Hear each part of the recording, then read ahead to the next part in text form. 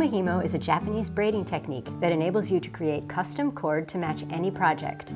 The process is simple and requires only one inexpensive tool, a braiding disc. You can purchase these at craft stores or online, or even make your own from cardboard.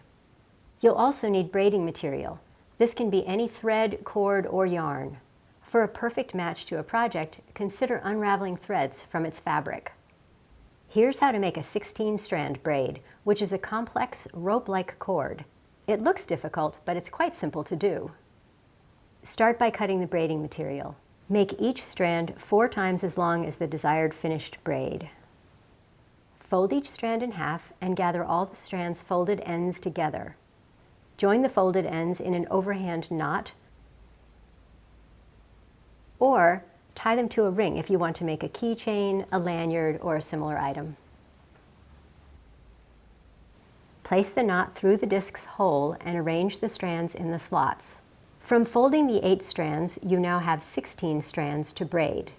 Place 1 pair at each of the cardinal directions: north, south, east, and west. Then place a pair between each of these. We're ready to start braiding. Move the left thread from the south pair up and place it in the slot to the left of the north pair. Next, move the right thread from the north pair down and place it to the right of the remaining south strand. Rotate the disc counterclockwise and bring the next pair to the north-south position. Repeat the braiding. Move the left-south thread up, then move the north-right thread down. Rotate the disc and repeat. Get a beverage and turn on some music, an audiobook or a favorite movie, and braid. The process is relaxing and enjoyable.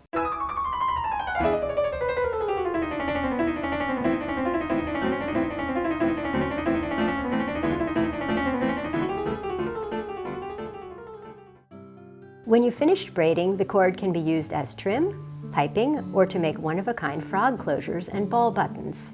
The possibilities are endless.